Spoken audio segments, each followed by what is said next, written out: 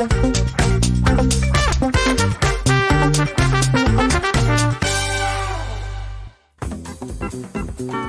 է պատահում, երբ 1970-ականների Երևանում ծաղկում են ծիրանենիները։ Հայկական ծիրանի բույրը տարածվում է քաղաքում ու տեղի են ունենում դեպքեր, որոնք ստեղծում են պատմություն, երևանյան պատմություն։ 1974 թվականին Երևանում ապրում էր 3 ընկեր։ Նրանք պարզ ու կանխատեսելի կյանք ունեին, որը սակայն շուտով դառնում է լարված ու վտանգավոր։ Փարիզից եկած տատիկը, ընդհատակյա ազգային շարժումը, Կարսի պայմանագիրն ու Նժդեհի գաղափարները, երևանյան սպեկուլյանտներն ու կանտորան պատմության էպիկենտրոնում են։ Գեներальный секретарь ЦК ԿПСС Լեոնիդ Իլյիչ Բրեժնև։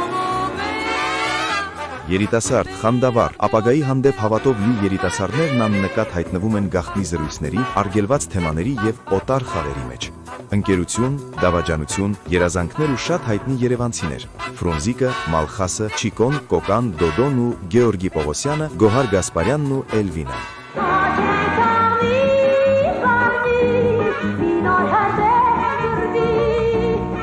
Վեպ սիրո, հիշողությունների, ժամանակի եւ գարնան մասին, որը միշտ վերադառնում է ծաղկած ծիրանենու բույրով։ Նյումեգը ներկայացնում է ռուսաստանաբնակ գրող Վիգեն Ջակոկաջյանի մեծ վեպը «Երբ ծաղկում է ծիրանենին»։ Գրքի գլխավոր գործընկերներ՝ Շարմ ընկերություն, Վերածնունդ հիմնադրամ։ Բարի առավոտ, սիրելի հեռուստադիտողներ։ Մենք վերադարձանք շատ հաճելի եւ երևանյան տրամադրությամբ, որի մասին իհարկե կխոսենք եւ հիմա ժամանակն է, որ անցնենք հենց գրքի շնորհանդեսին։ Նյումեգ հրատարակչությունը Շարմ ընկերության ու Վերածնունդ հիմնադրամի հետ այսօր ընթերցողներին ներկայացնում է նոր եւ շատ հետաքրքիր գիրք։ Այո, գիրքը կոչվում է «Երբ ծաղկում է ծիրանենին», հեղինակը ռուսաստանաբնակ Վիգեն Ջակոկաջյանն է։ Շարմ ընկերությունն ու Վերածնունդ հիմնադրամն այսօր հաճելի անակնկալ ունեն գիրք Երևանի, ավելի ճիշտ 70-ականների Երևանի, հայտնի ու սիրելի երևանցիների ընկերության ու սիրո մասին։ Երբ ծաղկում է ծիրանենին գիրքը հրատարակել է Նյումեգը։ Հեղինակը Վիգեն Ջակոկաջյանն է, ինչպես արդեն նշեցի, նա ապրում է Ռուսաստանում, ցավոք այսօր ներկա չէ իր գրքի հեռուստաշնորհանդեսին, բայց իր ֆիզիկական եւ ներկայությամբ այսօր իհարկե մեզ մոտ ներկա չէ, բայց հոգեբանորեն մեր տաղավարում է եւ Facebook-յան էջում բացահայտել է, թե ով է ինքը եւ պատմել գրքի ստեղծման պատմությունը։ Պարզվում է տարիներ առաջ Շարմ ընկերությունը ռեժիսոր Էդգար Բաղդասարյանին, Վիգեն Ստեփանյանին եւ Արթուր Սարգսյանին պատվիրել է գրել սցենար իրենց հիշողությունների եւ երիտասարդության Երևանի մասին։ 2015-ին նրանք գրում են Երևան սցենարը։ Մի քանի տարի անց հայտնվում է սցենարի մեկ այլ տարբերակ՝ Երևանյան կրուասանը, շատ հետաքրքիր անուն է։ Այս սցենարի հեղինակներն են գրող Հարութ Կբեյանը, ռեժիսոր Հրաչ Քեշիշյանը, Նյումեգ հրատարակչության ղեկավար Արտակ Ալեքսանյանը եւ Ռոման Կանտորը։ Հետաքրքիր է, որ կա եւս մեկ այլ ընտրանքային սցենար, որի վրա աշխատել են Սերգեյ Կոզինը, Ռոման Կանտորը, Շարմի հիմնադիր Ռուբեն Ջաղինյանը եւ հեռուստապրոդյուսեր Վերածնունդ հիմնադրամի հիմնադիր Արթուր Ջանիբեկյանը։ Այսպես հայտնվեց «Երբ ծաղկում է ծիրանենին» գիրքը։ Վիգեն Ջակոկաջյանը գրում է, որ ամենաբարդն այս դեպքում գրքի հեղինակներին նշելն էր, քանի որ տարբեր տարիներին աշխատել են տարբեր մարդիկ։ Արդյունքում փոխվել է պատմությունների հերոսները, սյուժետային գծերը եւ այլն։ Այսպիսի առաջացած գաղափարի եւ գիրքը հրատարակելու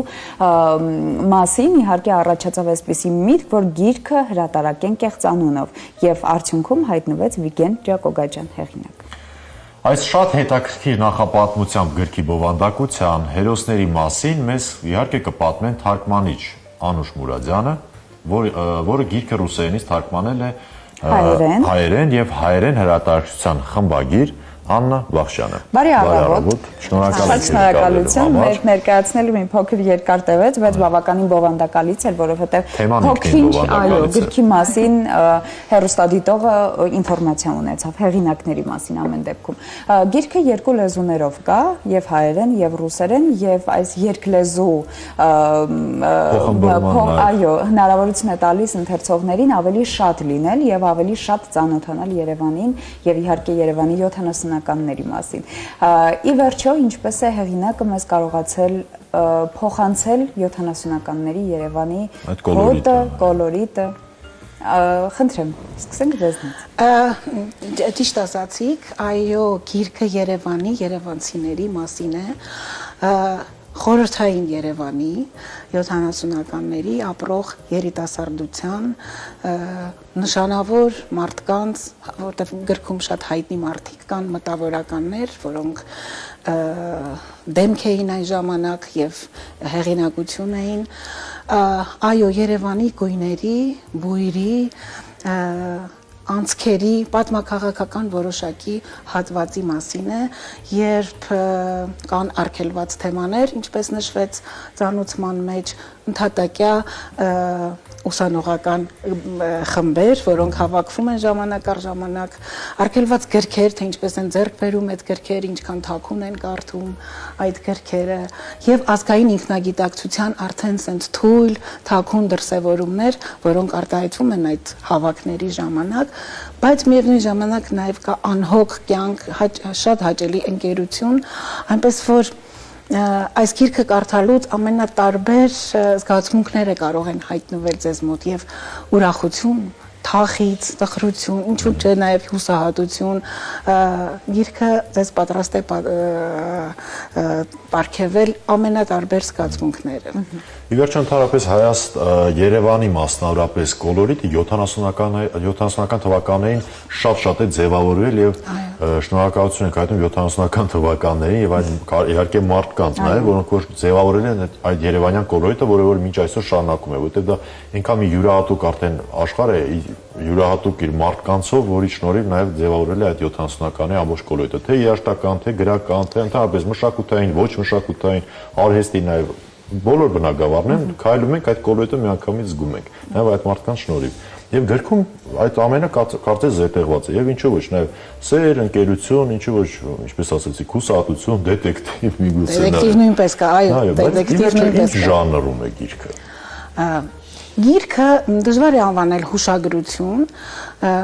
վեպ է, նաև վավերագրական որոշ շեշտերով, որովհետև այն մարդիկ, որոնք կան այստեղ այդ հայտնի նշանավոր մարդիկ, նրանցից շատերը ցավոք այսօր հեռացել են, բայց ոմանք նույնիսկ կան, ռեալ մարդիկ են, որոնք ապրել են այդ ժամանակաշրջանում, եղանակ են ստեղծել եւ սերունդներ են փորձել հավասարվել իրենց, նշվեց անունները եւ նրանց ես ավելացնեմ նաև որ կա օրինակ Մոսկվայում հերոսներից մեկը գործուղման է գնում Մոսկվա եւ այնտեղ նաեւ Մոսկվա բնակ, Ռուսաստանաբնակ մեր մեծերին է, մեծերի հետ է ծանոթանում Առնո Բաբաջանյան, Տիգրան Պետրոսյան շախմատիստ, Միքայել Թարիվերդիև եւ նրանց շրջապատում է լինում։ Սա մեծանուն մարդիկ, այո, սա նույնպես այս գիրքը հաճելի է ընթերցումով վերապրել այն ժամանակաշրջանը, ծանոթանալ նրանց եւ ուզում եմ ասել անպայման շեշտել, որ Երևանը, մեր սիրելի քաղաք Երևանը այստեղ ոչ միայն հիշատակում չի, սա գործող լիարժեք անձ է Երևանը, ինչպես մեր լավագույն ֆիլմերում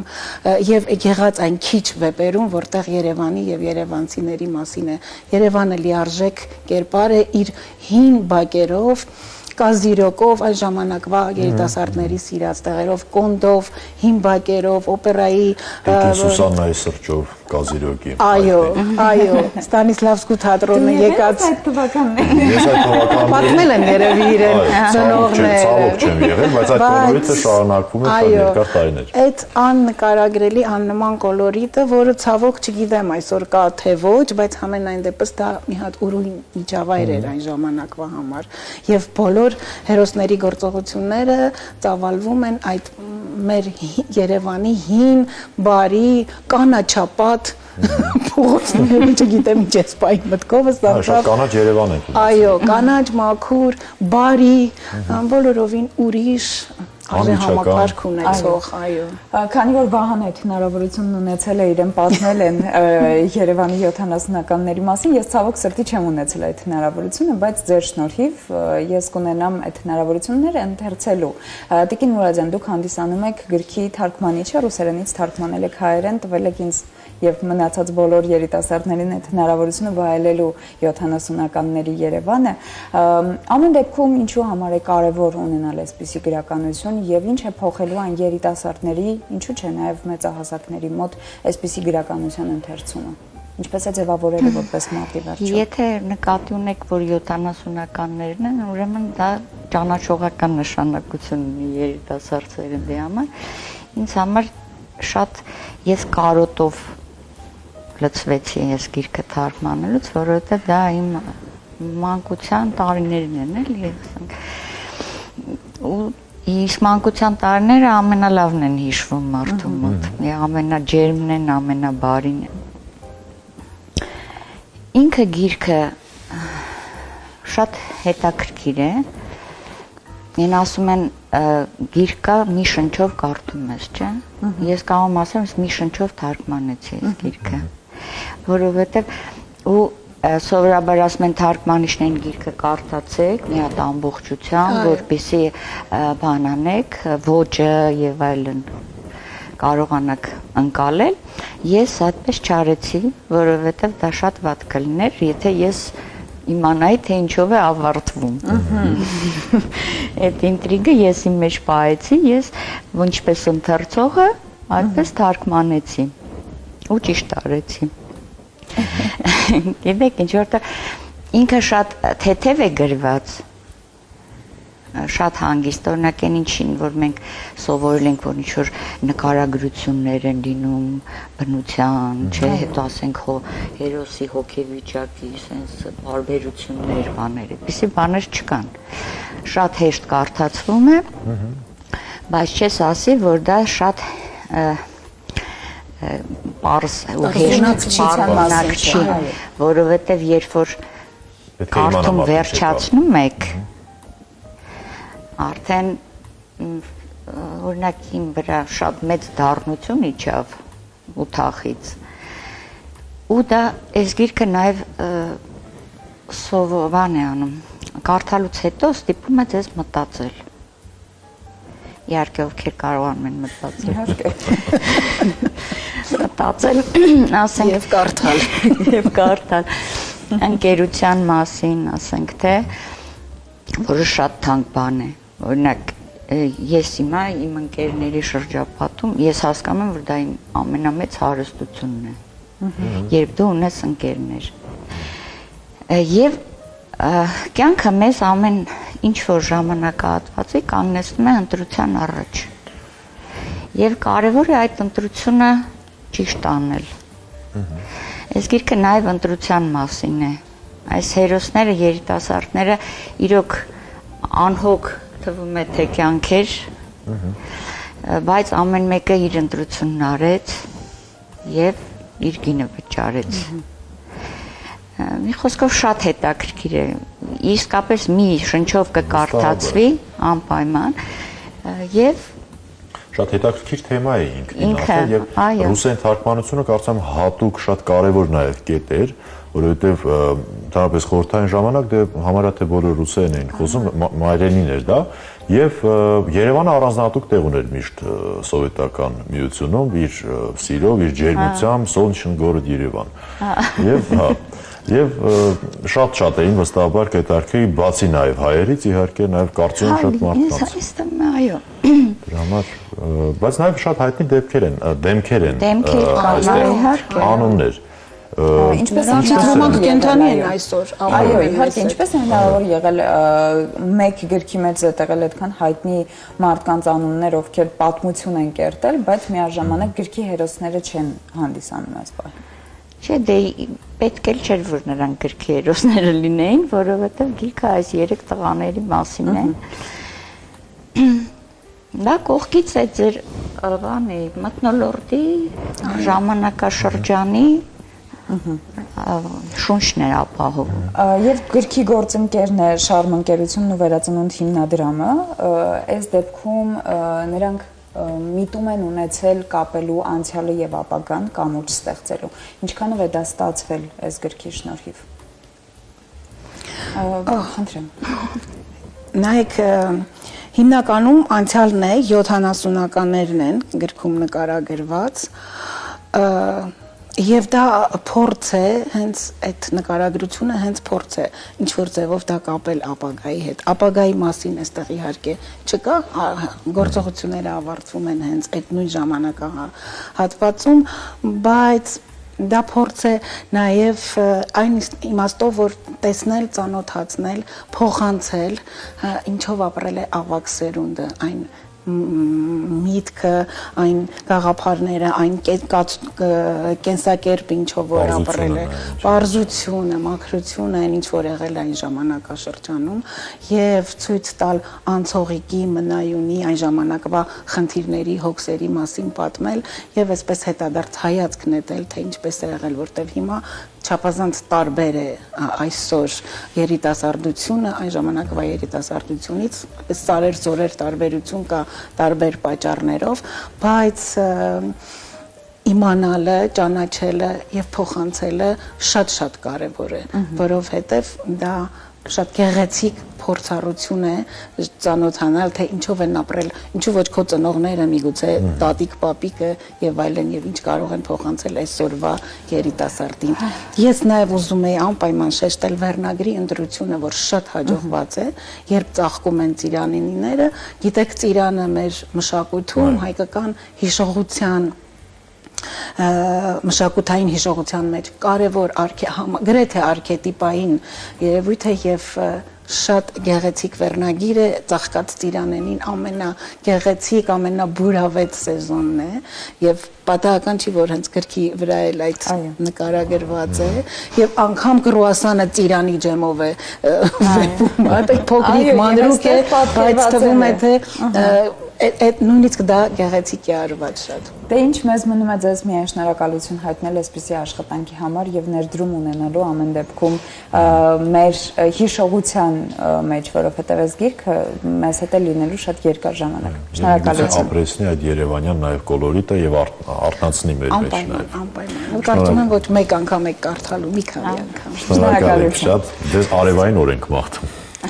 Մենք զրուցում էինք Շարմ ընկերության եւ Վերածնունդ հիմնադրամի նոր հետաքրքիր եւ բացառիկ նախագծի մասին։ Նրանց գործունեությամբ Նյումեգը հրատարակել է Ռուսաստանաբնակ Վիգեն Ճակոգաջյանի «Երբ ծաղկում է ծիրանենին» գիրքը, որը զվարճալի, հետաքրքիր, դինամիկ պատմություն է 70-ականների Երևանի ու նրա բնակիչների մասին։ Գրքի մասին մեզ պատմեցին Անուշ Մուրադյանը, նա գիրքը ռուսերենից թարգմանել է հայերեն, եւ գրքի հայերեն հրատարակչության խմբագիր Աննա Բախչյանը։ Ռուսերեն հրատարակչության խմբագիրը գրող Նայինե Կրոյանն է։ Երբ ծաղկում է ծիրանենին գրքի հայերեն եւ ռուսերեն հրատարակությունները կարող եք գնել Թումանյան 35 հասցեից G-Space-ում գտնվող Նյումեգի Book Salon-ից կամ պատվիրել newmeg.am կայքից։ Այո, մենք վստահ ենք, որ այս գիրքն անկախ տարիքից եւ սերնդից գրավելու է բոլորի ուշադրությունը, այնպես որ ձեռք բերեք, կարդացեք եւ մտովի տեղափոխվեք Երևանյան ամենաջերմ ժամանակները։